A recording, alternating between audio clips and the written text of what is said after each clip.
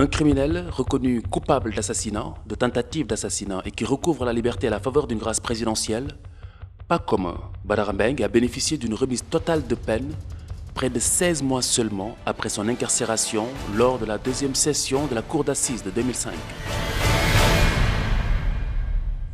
Le surnom de l'homme crispe toute âme sensible. Diane Nyango, en Wolof, serpent noir très venimeux de la famille des Naja.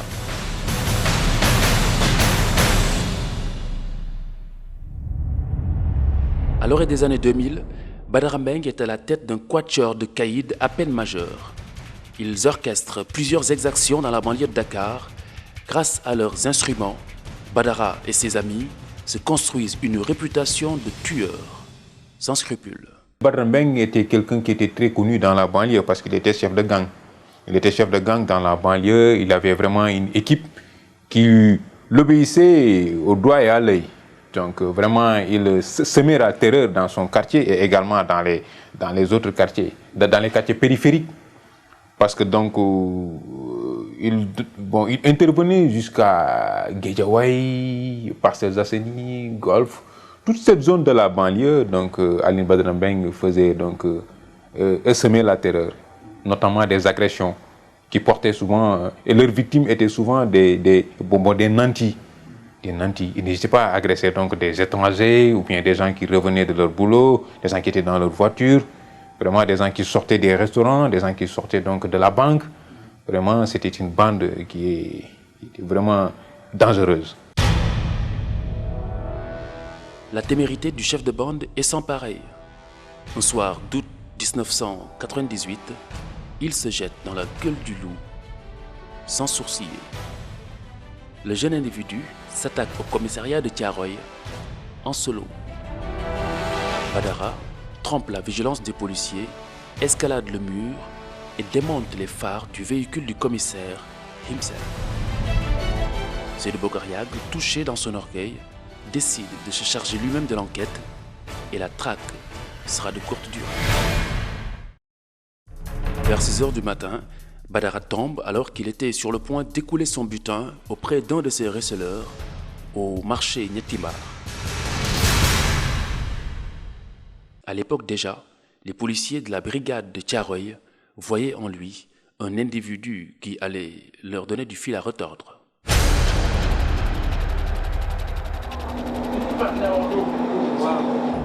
À 10 ans déjà, Badara Mbengue semble trouver sa voie. La boulangerie le passionne. Ses parents le confient alors à l'une de leurs connaissances en tant qu'apprenti. Il apprend vite et convainc son patron qu'il embauche au bout de 6 mois seulement, selon sa mère citée dans les conclusions de l'enquête de personnalité. Il gagne son pain, soutient ses parents. Quelques années plus tard, Badara perd son emploi, le prix d'une bagarre dans son lieu de travail. Mais très vite, son talent de jeune boulanger l'impose à la boulangerie de Touba Thiaroye. Il est journalier et rentre tous les soirs avec 1600 francs CFA et 2 baguettes de pain. L'expérience va durer 5 ans. L'adolescent travaille dur, gagne sa vie honnêtement.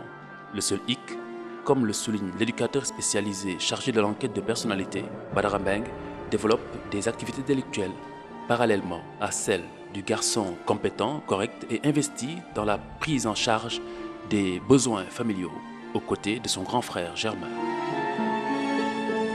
L'individu du haut de son mètre 68 est bien loin d'avoir la tête de l'emploi.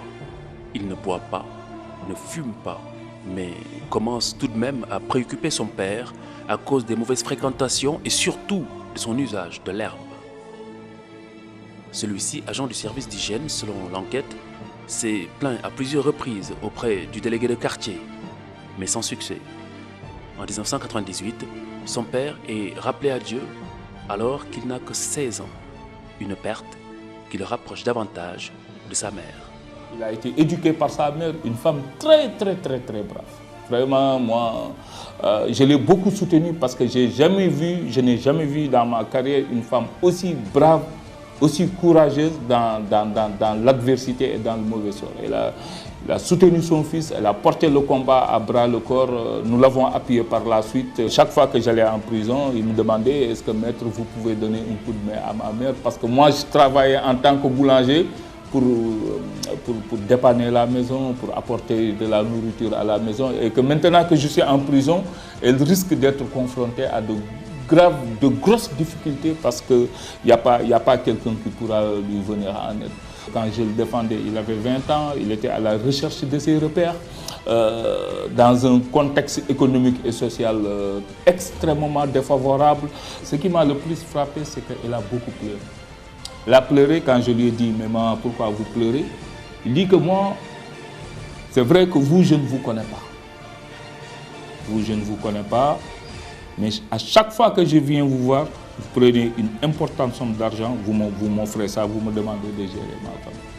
Mais jusqu'à présent, vous ne m'avez pas dit combien je dois vous payer. Et j'ai dit, mais mère, moi, c'est quelqu'un qui veut garder l'anonymat, qui m'a demandé de vous apporter son soutien. Et ce monsieur-là, c'est un monsieur qui est tellement bien placé que je ne peux pas, moi, en l'état actuel, me permettre de vous demander de l'argent. Donc ça a été une très très forte image. Après, entre nous était née une complicité, une dame qui m'avait fait totalement confiance. Fière de son jeune garçon doté du sens de la famille, celle-ci le décrit à l'enquêteur comme un garçon correct, loin d'être belliqueux, mais dont le comportement a radicalement changé suite à une violente bagarre qu'il a opposée à un jeune Guinéen. Diane Niangour devient alors un lion. Plus rien ne lui fait peur.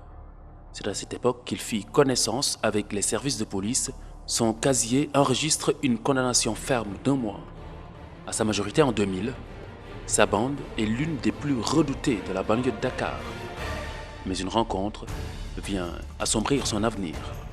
Les chefs de bande croisent le chemin d'un autre chef de bande dénommé Kaw Couteau. Et là, tout bascule. Dans un quartier, il ne peut pas y avoir 2 gangs. Il faut que l'un prenne le dessus sur l'autre. Peut-être que Kaw Couteau voulait prendre le dessus parce qu'il était dépeint comme quelqu'un de très dangereux. Son surnom même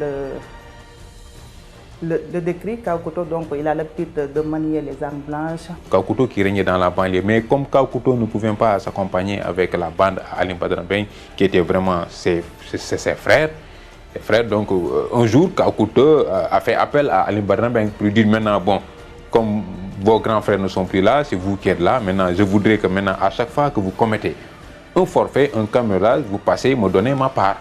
Et Alioune Badara Mbengue lui a dit, bon d'accord, pas de problème.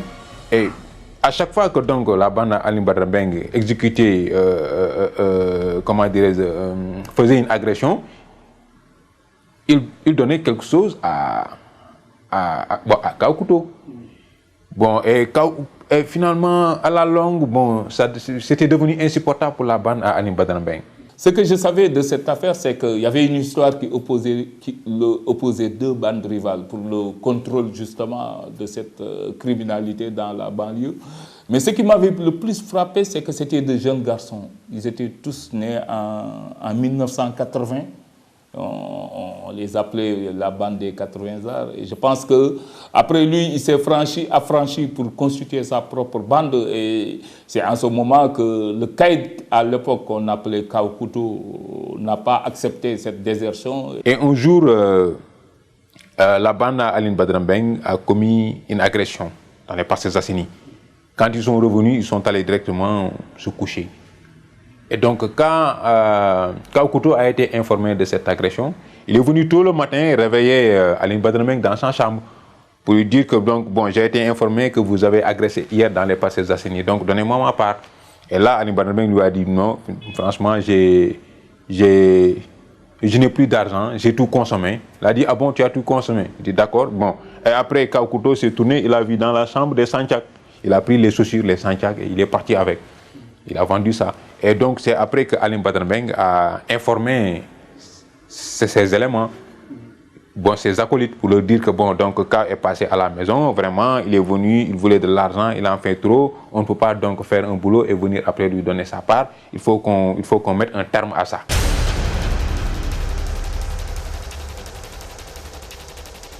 Vous savez, dans les bandes, c'est toujours comme ça. Il y avait une fille qui faisait l'objet de convoitises et qui avait porté, je pense, son dévolu sur Badara, ce que l'autre chef de bande n'avait pas accepté. Kaw Couteau soupçonné Aline Badara Mbengue de sortir avec sa copine. Donc, d'après Badara Mbengue à l'audience, il avait dit que Kaw Couto l'avait... il s'était battu une fois avec Kaw Couto et ce dernier avait pris le dessus sur lui. En fait, il l'avait tellement bastonné que lui-même, Kaw Couto, croyait que Aline Badara Mbengue était mort. Selon ses propos, il avait dit qu'il l'avait abandonné dans un enclos, croyant qu'il était mort. Mais tel n'était pas le cas. Après, il a pu être sauvé parce qu'on l'a amené à l'hôpital. Il a séjourné là-bas plusieurs jours avant de ressortir. C'est lorsque ce dernier, Kaw Couto, a su que Aline Badara Mbengue est ressorti de prison. Il est allé le retrouver chez un ami, alors qu'ils prenaient buter ensemble, d'après toujours Badara Mbengue. Et là aussi, il l'a abreuvé d'insultes. Ils se sont disputés et cela a fini par une bagarre.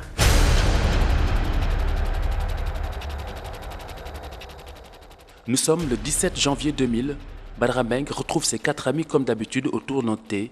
C'est du moins ce qu'il déclare aux hommes du commissariat lors de son interrogatoire. Ils prennent le thé quand ils aperçoivent Kaw Couto. Kaw Couto arrivé avec un membre de son gang. Ces derniers se seraient pointés avec une carafe contenant de l'acide. Après un violent échange de noms d'oiseaux, les deux bandes se disputent le récipient dont le liquide éclabousse les uns et les autres. Les yeux de Kaw Couto sont touchés. L'individu perd ses moyens et tente de fuir. Au bout d'une centaine de mètres, il se heurte en pneu et tombe. Se relève et s'introduit dans la première maison avant de se retrouver à terre à nouveau, à peine la porte franchie. Sur place, ses belligérants lui assènent plusieurs coups de machette, des briques, des moellons sur la tête, jusqu'à ce qu'il devienne inanimé. Les secours seront sur les lieux vers les coups de 20 heures, mais hélas, il est trop tard. Et malheureusement, Kaw Couto aurait pu être sauvé, mais malheureusement, comme c'était un bandit notoire qui faisait vraiment la pluie et le beau temps dans son quartier, Kaw Couto était là agonisant, pendant des heures il était là agonisant. Les populations n'osaient pas venir, n'osaient pas appeler au secours, mais finalement, c'est quelques heures après, mais tardivement, qu'il a pu être sauvé, mais c'était trop tard, il a succombé à ses blessures. Il y a la gendarmerie qui est venue sur place faire le constat. Et les populations qui étaient là-bas ont dit que c'était un règlement de compte. Et donc le lendemain, vers 6 h du matin, la gendarmerie est allée donc directement chez Aline Badara Mbengue et ils ont trouvé là-bas tous les éléments de la bande. Ils ont été tous arrêtés. Et lors de l'enquête préliminaire, Aline Badara Mbengue là n'a pas nié les faits. Il a dit au commandant, j'étais prêt même à le déchiqueter. Voilà, mais c'est ça, il faut avouer que c'était une bagarre pour le contrôle de la criminalité dans la banlieue. Je pense entre Thiaroye, Pikine, etc. Une bagarre entre bandes rivales qui a très très mal tourné et qui a abouti à la mort de Kaw Couto. Aux environs de 5h30 du matin, une découverte très bavarde. 2 coupes-coupes tachetées de sang, 3 couteaux et des cartouches d'armes à feu. Qui plus est, durant toute la procédure, Badara Mbengue et ses acolytes n'expriment aucun regret. La victime les persécutait, affirme-t-il. Il fallait agir pour se délivrer de la terreur qu'elle leur infligeait, selon leurs termes. Ils revendiquent l'acte, mais excluent toute forme de préméditation. Mais à la lumière de la reconstitution des faits, le commissariat de Thiaroye conclut à une expédition punitive savamment ourdie et souligne que Kaw Couto et son ami rescapé n'étaient pas armés au moment des faits. Ce dernier a déclaré aux policiers par ailleurs qu'il accompagnait la victime qui rendait visite à sa copine.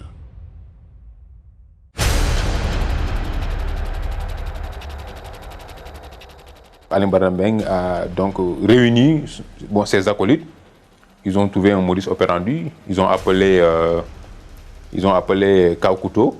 Ils ont donné rendez-vous dans les tuyaux de Guédiawaye. Guédiawaye, il y a des tuyaux là. Vers Malika, je ne sais plus là. C'est dans les environs. C'est à Thiaroye. Donc après, ils ont donné rendez-vous. C'était vers le coup de... entre 16h et 17h. Et donc, Aline Badara Mbengue a dit donc à Kaw Couto que ses acolytes sont d'accord maintenant pour le partage de leur forfait avec lui. Donc maintenant, il n'y a plus de problème. Il peut venir même signer la paix, faire la paix avec donc, ses acolytes, quoi. Ils ont donné rendez-vous ce jour-là à Thiaroye, vers 17h. Et en ce moment-là, donc, les hommes de Alioune Badara Mbengue étaient armés de pistolets, un pistolet dans lequel il y avait une seule balle, pistolet et également une bouteille d'acide. Donc, ils avaient dit que donc, si donc Kaw Couteau donc arrive sur les lieux, automatiquement il y a un élément de la bande qui devait lui verser l'acide sur les yeux. Et après donc ils vont donc l'achever à coups de machette. Ils étaient tombés d'accord. Bon, d'accord, ils se sont dit il n'y a pas de problème. Bon, maintenant, quand donc Kaw Couteau est venu sur les lieux, mais comme il craignait vraiment, l'élément de Alioune Badara Mbengue qui devait lui verser de l'acide même a tremblé à un moment donné même, jusqu'à même verser lui-même l'acide sur son visage. Et quand ils ont versé ça, quand il a donc versé l'acide sur le visage de Kaw Couteau s'est rendu compte que ça s'était un coup monté. Les autres éléments de Alioune Badara Mbengue, eux aussi ont sorti leur machette et tout ce qu'ils avaient, leurs armes blanches, donc pour lui faire la fête. Et c'est malheureusement donc Kaw Couteau a succombé à ses blessures. Le certificat de genre de mort note plusieurs plaies cutanées et vasculaires avec plusieurs fractures par coups et blessures par arme blanche, associées à une brûlure par produit chimique, l'acide. Son ami rescapé de l'attaque à la faveur d'une disjonction sera renvoyé devant le tribunal correctionnel de Dakar pour détention illégale d'armes blanches et de munitions trouvées chez lui lors d'une perquisition après les faits. Badara Mbengue et compagnie devront répondre de leurs actes devant la cour d'assises. Mais pour le chef de bande, l'enfer démarre déjà lors de la détention préventive. Ses deux bras seront amputés suite à une infection, résultat d'un séjour on ne peut plus agiter. Il a rencontré là-bas des amis, des acolytes de Kaw Couteau. Et ces derniers lui ont dit qu'on va te faire la fête. Ils voulaient donc venger pour leur ami qui a été tué par la bande à Alioune Badara Mbengue. Et donc, ils le provoquaient. Et comme ce sont des gens qui étaient là-bas en prison, qui ont fait connaissance avec les gardes. À chaque fois qu'il y avait un problème dans une cellule, quand les gardes venaient, il appelait un de leurs pour leur dire, ben, c'est quoi le problème? Ils disent c'est tel, c'est tel. Et eux, comme ils voulaient donc se venger, c'est eux qui provoquaient Alioune Badara Mbengue. Et quand les gardes venaient, et c'est quoi le problème? Ils disent c'est Alioune Badara Mbengue, c'est lui c'est lui qui est en train de perturber, c'est lui qui est en train de déconner ici. Et un jour, il y a une bagarre dans la cellule, et quand les gardes sont venus, Alioune Badara Mbengue a été pointé du doigt par les acolytes de Kaw Couteau. Et après, il a été pris par les gardes pénitentiaires pour être puni. Et il a été incarcéré dans une petite cellule, on dit le mutard là, voilà, dans la cellule punitive là, et il a été introduit là-bas. Mais quand les gardes l'introduisaient là-bas, il avait les menottes. Oui, il avait les menottes. Et donc, comme donc l'endroit était étroit, Alioune Badara Mbengue ne cessait donc de frapper la porte avec ses mains.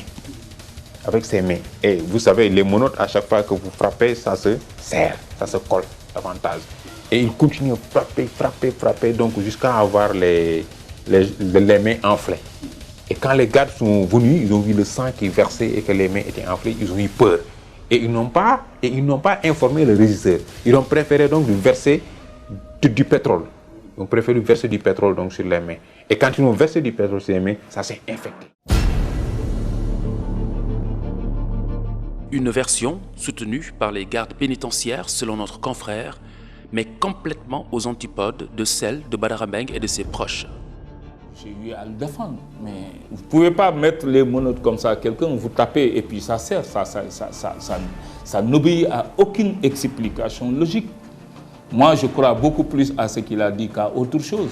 Dans la mesure où taper sur les grilles, sur les portes, ça ne peut pas amener les entraves, les menottes à vous sectionner les veines.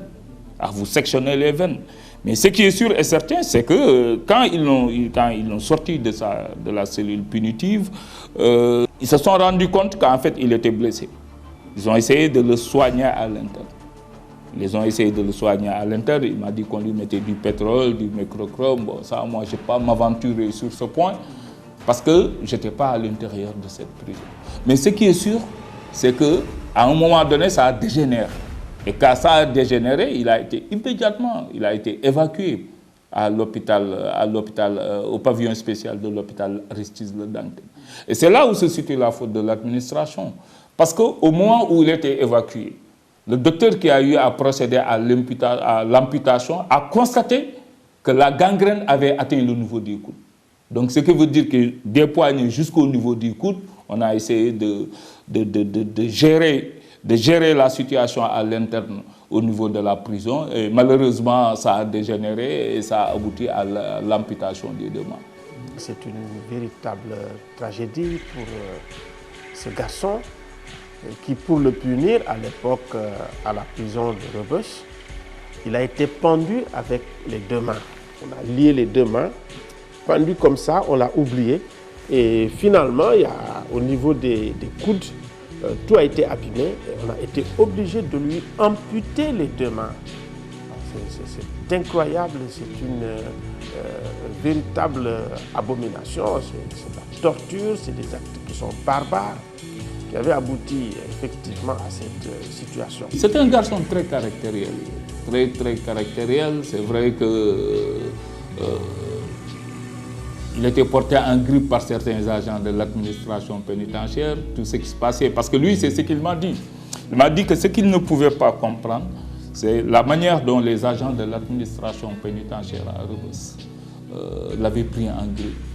Parce que tout ce qui s'est passé, c'était lui. Je ne sais pas qu'est-ce qui s'est passé un jour. On l'a envoyé en chambre de punition menottée. Et il m'a dit qu'on l'a suspendu. On l'a suspendu si ma mémoire est bonne, de 7h à 18h.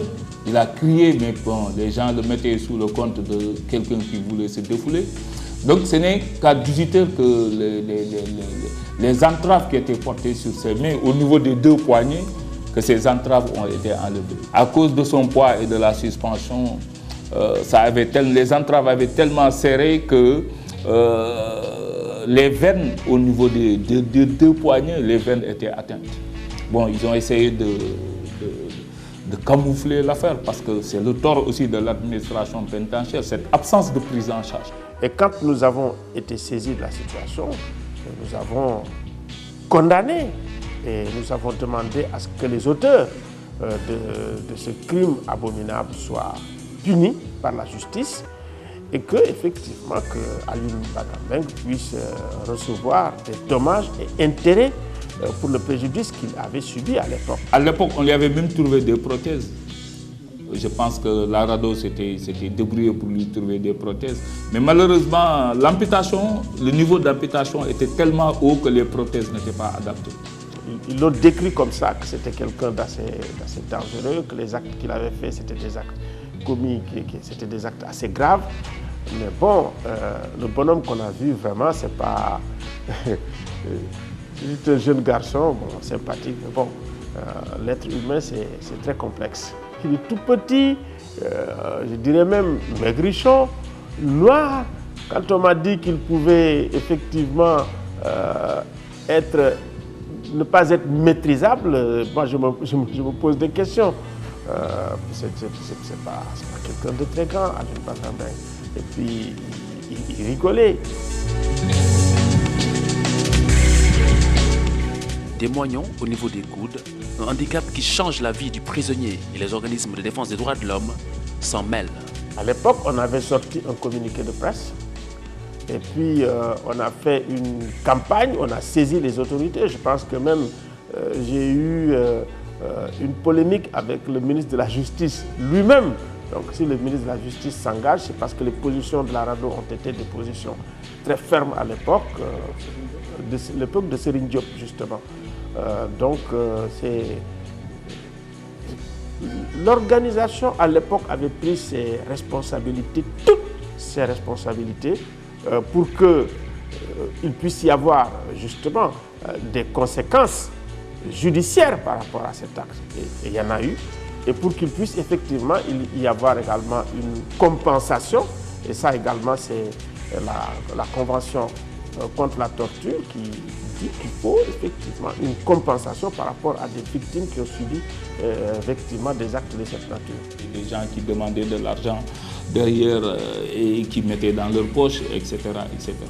Et j'avoue aussi que c'était la première fois aussi qu'un dossier de torture et d'actes de barbarie mettait en scène des agents de l'administration sur le plan judiciaire.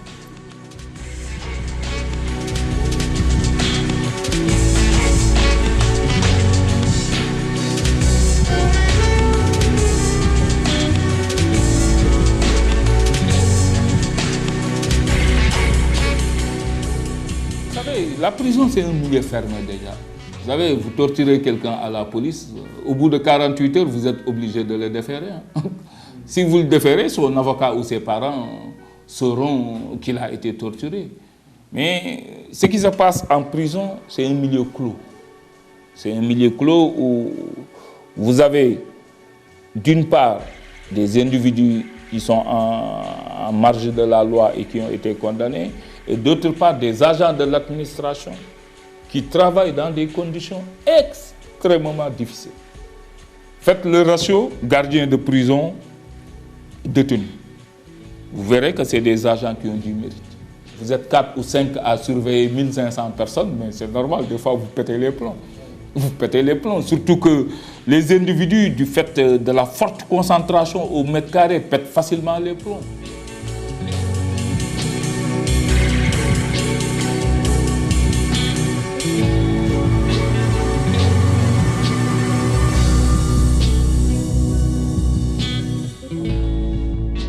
Absolument rien, même l'état de guerre ne peut justifier les actes de torture. C'est interdit, c'est banni par la communauté internationale. Et donc, quand c'est arrivé comme ça, nous avons été très surpris que ce garçon perde l'usage de ses deux mains à la fois. Ça a été quelque chose d'insupportable pour ce garçon, de tragique pour ce garçon et même pour sa famille. Il n'est pas admissible qu'à l'intérieur des prisons où l'on doit corriger les gens dans la société, qu'on puisse effectivement agir de la sorte. Et que des actes de cette nature puissent être commis en prison, c'est impensable. Et que ce soit au Sénégal, c'est impensable, c'est inacceptable. Rien, absolument rien ne peut justifier qu'on puisse traiter un être humain de la manière. Nous savons qu'il travaille dans des conditions très difficiles. Nous avons visité à plusieurs reprises les prisons, mais tout de même, nous disons que ce sont des lieux où l'on doit corriger, humaniser, respecter la dignité des personnes. Mais ce n'est pas effectivement un endroit où on peut faire des pratiques de cette nature. Je pense que c'est un acte totalement isolé et que peut-être au Sénégal, on ne reverrait plus des actes de cette nature. Je l'ai rencontré, j'ai vu les deux moignons, il est passé nous voir à la radio, nous avons discuté avec lui et nous avons fait une campagne aussi pour que les gens puissent l'aider. Mais bon, ce qui est arrivé est arrivé, il n'y a pas eu peut-être de suivi de la société civile, mais non plus, ni de suivi aussi de la part des parents vers les organisations de droits de l'homme. Et j'ignore vraiment ce qu'il est devenu aujourd'hui. Oui, si on n'avait pas coupé ses bras, l'opinion ne serait pas au courant qu'il y a des pratiques inhumaines qui se passent en prison. Hein? Des pratiques inhumaines qui se passent en prison. Il me semble aujourd'hui nous avons une réputation au Sénégal qui n'est pas vraiment pas bonne. Parce qu'on serait le deuxième pays de l'Afrique de l'Ouest à avoir le plus de prisonniers dans nos lieux de détention. Je pense qu'il faudrait réfléchir à une alternative à la prison. Parce qu'il y a des gens qu'on met dans la prison, les accros de la drogue par exemple. Moi je les verrais mieux dans des centres de désintoxication. C'est des malades qu'il faut soigner. En fait, les cas de torture dans les prisons sénégalaises, on en parle toujours. Il y a d'anciens détenus qui en parlent, qui témoignent. Hein, des fois, vous voyez les stigmates dans leur corps. Des fois, vous ne les voyez pas, mais ils en parlent toujours. Ils disent toujours qu'il y a des cas de torture. Il n'y a aucune réponse palpable parce que l'administration pénitentiaire nie toujours. Et les victimes également ne portent pas plainte très souvent. Donc l'affaire, est juste murmurée, mais ça ne va pas au-delà de ça. Peut-être qu'il était là, il était jugé, et devant tout le monde, on a vu qu'il n'avait plus ses deux bras. La défense des avocats ont dit que cela est dû à des tortures. Donc c'est pour cette raison qu'il a été amputé. Donc je ne sais pas, parce que c'est flagrant. Si Badara Mbengue n'était pas jugé, est-ce qu'on aurait su son cas? Le rapport du directeur de la prison accable les agents de l'administration pénitentiaire. Ils sont inculpés et placés sous mandat de dépôt. Mais très vite, l'affaire va connaître son épilogue. Ils ont été jugés, hein, mais nous ne sommes pas constitués partie civile. Nous ne sommes pas constitués partie civile parce que, compte tenu du fait que c'était une situation vraiment déplorable, et je me rappelle à l'époque, le gouvernement avait signé la convention contre les actes de torture et de barbarie. Les organisations des droits de l'homme s'étaient emparées de l'affaire, l'Assemblée nationale également. Ça avait fait tellement de tollé que l'État avait préféré à l'époque régler cette affaire à l'amiable. Nous avons pu transiger pour le compte de sa famille. Et au terme de cette transaction, l'État qui avait admis sa responsabilité, parce que quand l'État admet sa responsabilité, cela signifie pour moi que les agents de l'administration avaient au moins commis une faute. Ils avaient commis une faute, l'État avait accepté sa responsabilité et accepté de dédommager Alioune Badara Mbengue à l'époque. Les réparations ayant déjà été obtenues, nous n'avons pas suivi la procédure jusqu'à son terme. Mais je pense que les agents de l'administration pénitentiaire avaient été condamnés à des peines d'emprisonnement assorties de sursis, si ma mémoire est bonne. Les conditions de détention se corsent. Badara Mbengue devient complètement dépendant à cause de son handicap. Fort heureusement, son avocat parvient à lui trouver un appui dans sa cellule. Contre quelques billets, de temps en temps, un de ses codétenus accepte de lui venir en aide.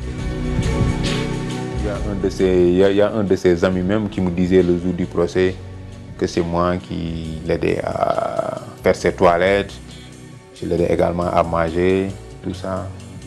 Il me disait que bon, c'est quelqu'un qui vraiment continue même, bien vrai qu'il a perdu ses deux mains, c'est quelqu'un qui continue à discuter, à parler de la vie, à parler de son avenir, oui, à parler également des forfaits qu'il a eu à commettre dans sa vie, quoi. Et c'est ce qui explique d'ailleurs que sa détention, suite à son amputation, avait posé énormément de problèmes aux agents de l'administration pénitentiaire. Parce qu'on ne pouvait pas garder quelqu'un qui n'avait pas de bras, quelqu'un qui ne pouvait pas manger tout seul, qui ne pouvait pas aller aux toilettes tout seul. Il lui fallait l'aide de ses co-détenus. Bon, moi, en tant que son conseil, j'ai essayé un tout petit peu de voir avec ses voisins de chambre comment faire pour avoir des soutiens, un ou deux qui peuvent l'accompagner lors de sa baignade, s'il va aux toilettes ou s'il veut manger. Mais tout ça, ça a été assez pénible quand même. Et je pense que c'est d'ailleurs conscient de cette situation que les autorités ont dû lui accorder, le juge d'instruction qui avait ce dossier à l'époque, je pense que c'était le doyen Ball, qui était le doyen des juges d'instruction, lui avait accordé une liberté provisoire le 27 mai 2003. Donc au bout de 3 ans de détention, 2000-2003, il a été mis en liberté provisoire. Compte tenu du fait que bon, quelqu'un qui n'a plus de bras ne présentait plus de danger pour la société et puis sa situation était devenue ingérable au niveau de la prison de Rebeuss. Le 18 juillet 2005, la deuxième session de la cour d'assises s'ouvre à Dakar. Badara Mbengue est extirpé de sa liberté provisoire la veille par une ordonnance de prise de corps. En effet, nul ne comparaît libre devant une cour d'assises. À l'ouverture de l'audience, l'atmosphère s'avère très singulière. Cette affaire a retenu l'attention de tous parce que Parmi les accusés, il y en avait un qui avait les deux bras amputés. Et cela était quelque chose de pas habituel du tout. Et ça avait suscité beaucoup de curiosité. Je me souviens qu'il était l'attraction de cette première affaire et que les gens ont beaucoup spéculé sur son cas. Je me rappelle à l'époque, il y avait des jurés, il y avait deux dames qui étaient en train de pleurer quand je leur expliquais justement l'histoire de ce jeune garçon, la façon dont on s'est connus, en expliquant au juge que c'est un juge même qui m'a demandé de lui donner un coup de main. Nous avons eu à le défendre gratuitement, nous avons pu transiger pour plusieurs dizaines de millions pour son compte, gratuitement également. Quand j'ai expliqué tout ça, on sentait qu'à côté de la gravité des faits, il y avait une certaine compassion des jurés. Je ne dis pas de la Cour, mais des 4 membres du jury qui ont été très très sensibles aux arguments.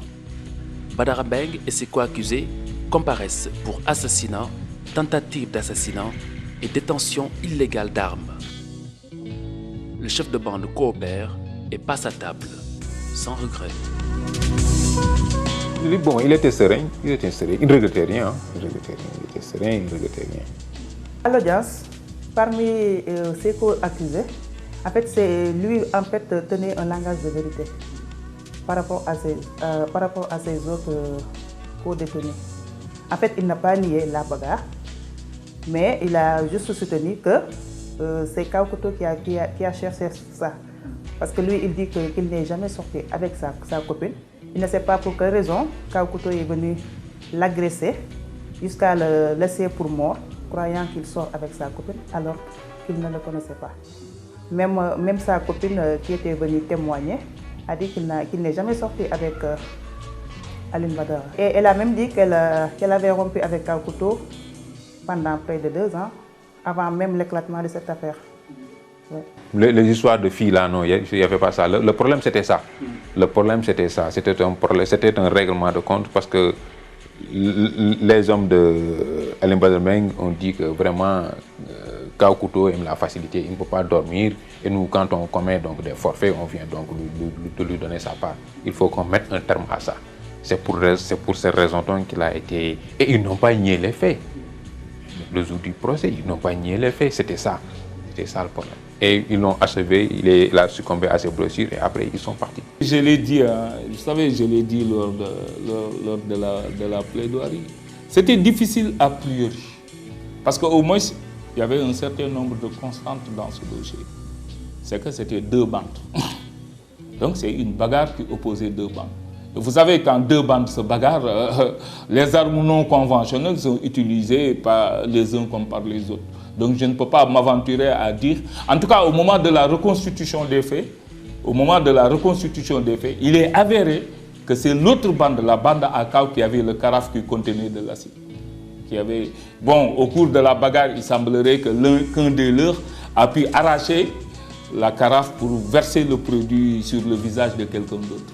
Bon, mais vous savez, c'est très délicat parce que nous n'avions pas assisté à ces événements. On ne pouvait se fier que sur la base des éléments de reconstitution des faits et sur les procès-verbaux de police et les dépositions des uns et des autres. Mais l'avocat général, lui, se fait d'une autre religion. Il parle d'une attaque surprise contre Kaw Couteau qui était désarmé. Ils lui ont versé de l'acide sur le visage, dit-il, avant de lui arracher ses gris-gris qu'il rendait invulnérable pour pouvoir l'achever à coups de machette.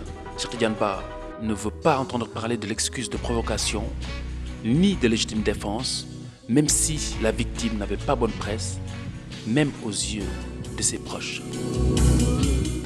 Il était un agresseur notoire. Même sa mère qui est venue à l'audience, qui n'a pas demandé de dommages et intérêts, a dit que son fils était un bandit, qu'il regrettait ça, mais qu'elle priait pour lui.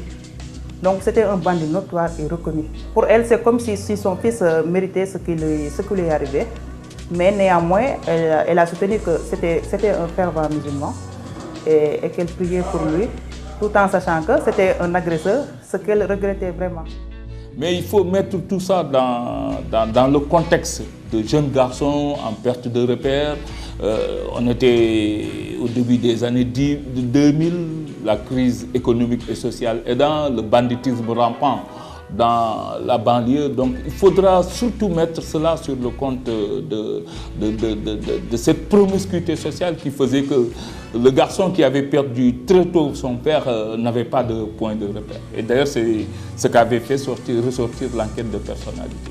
Les avocats de la défense brandissent la provocation et la légitime défense et demandent à la Cour de disqualifier les faits.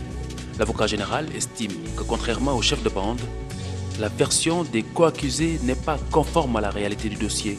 Il demande à la Cour de les condamner au moins à 7 ans d'emprisonnement ferme. Badara Mbengue est dans le lot, malgré son état. Les gens aussi avaient un peu pitié de lui. Je me souviens même que son avocat disait qu'il ne pouvait pas retourner en prison parce que, je me rappelle, c'est Maître Pape Janssen, il était l'un de ses avocats, qui disait que c'était l'administration pénitentiaire elle-même qui lui avait demandé d'introduire une demande de liberté provisoire pour qu'elle sorte de prison. Parce que l'affaire a eu lieu en 2000 et en 2003, Alioune Badara Mbengue a bénéficié d'une liberté provisoire. Quelqu'un qui s'est rendu compte de la gravité de ses agissements. Mais il avait un système de défense qu'on avait préparé ensemble et qu'on avait adopté. Parce que je pense que ce qui nous a sauvés un tout petit peu, c'est qu'on avait au moins retenu l'excuse de provocation. Parce que c'était les membres de l'autre bande qui s'étaient déplacés pour les trouver dans leur quartier. Donc certainement, il y a beaucoup de paramètres qui ont dû jouer, mais je pense que le paramètre qui me paraît comme étant le plus fondamental est justement cette amputation des deux bras. Et je profite de cette occasion pour saluer le courage de sa maman aussi. Vraiment une dame qui a été très très brave. Et nous l'avons beaucoup soutenue dans le cadre des épreuves qui ont affecté son fils.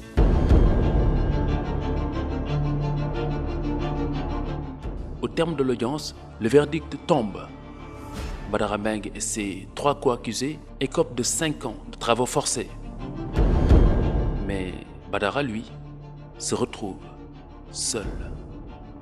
Ses acolytes sont libres, ayant déjà purgé leur peine.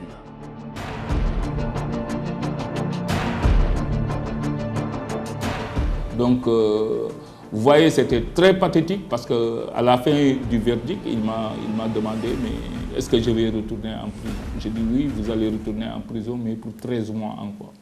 Parce qu'il lui restait un reliquat de 13 mois à purger. Heureusement, nous avons été très chanceux. Nous avons été très chanceux parce que nous avons utilisé nos relations, particulièrement au niveau de la direction des affaires civiles et des grâces. Et nous avons pu vraiment sensibiliser les autorités, les amener à le gracier. Il a été gracié par le président Abdoulaye Wade par décret 2006-1186 en date du 27 novembre 2006. Donc depuis le 27 novembre 2006, il a retrouvé la liberté et il est actuellement au niveau de sa famille, là-bas dans la lointaine banlieue. Et nous avons eu la chance de tomber sur une cour très compréhensive.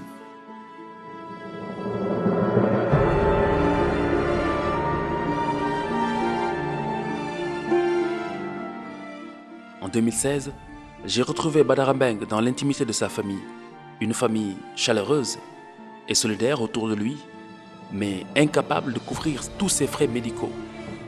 Quand l'individu le surprend dans la chambre de sa mère, qui s'en remet à Dieu, le langage décousu qu'il nous tient me renseigne sur son état mental. Badara Mbengue ne jouit plus de toutes ses facultés. Bon, ça ne me surprend pas. Ça ne me surprend pas. Parce que vous savez, en tant que jeune, si vraiment on ne peut plus rien faire, on a un avenir vraiment hypothéqué, on se dit qu'on est soutien de famille et dès le bas âge, moins de 20 ans ou tout juste 20 ans, on te coupe les 2 mains. Donc vraiment, ça peut rendre fou n'importe qui. En plus, surtout qu'on n'est pas malade, on est atteint d'aucune maladie. Mais on a eu à faire dans la vie des choses qui vous ont valu donc cette privation de liberté, et je dirais même éternelle. Voilà, vraiment, ça va faire perdre la tête à n'importe qui. Il y a de la torture psychologique.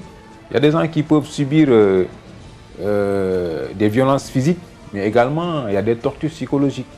Il y a des tortures psychologiques qui démarrent même à la cave du tribunal, avant même d'arriver à la prison. Parce que quand tu es prisonnier là-bas, les gardes pénitentiaires ne cherchent même pas à comprendre. Quand tu veux leur expliquer quelque chose, ils ne te laissent même pas terminer la phrase, te harcèlent. Bon, après, et pourtant, quand tu sors de prison, c'est eux qui viennent les premiers pour te dire bon boy, comment ça va, comment tu t'es retrouvé. L'affaire Alioune Badara Meng, pour moi, constitue l'un des dossiers qui m'ont le plus marqué dans ma carrière d'avocat. Parce que c'est la première fois que, depuis que j'ai prêté serment, que j'ai assisté quelqu'un tout en me sentant aussi proche de l'inculpé et de sa famille. Parce qu'au-delà du fait que j'étais son avocat, nous avons pu, au fil de notre rencontre, nouer une amitié et une complicité telle que, finalement, c'était comme si je défendais un des membres de ma propre famille. L'État avait pris ses responsabilités à l'époque en indemnisant le jeune individu. Malgré tout, une prise en charge pérenne semble plus que nécessaire, compte tenu des modestes moyens dont dispose sa famille. C'est que cet argent-là n'a pratiquement servi à rien, puisque à la fin, il a perdu ses facultés mentales. Mais en fait, quand une chose comme ça vous arrive, vraiment il faut être extrêmement fort pour continuer effectivement à garder sa raison.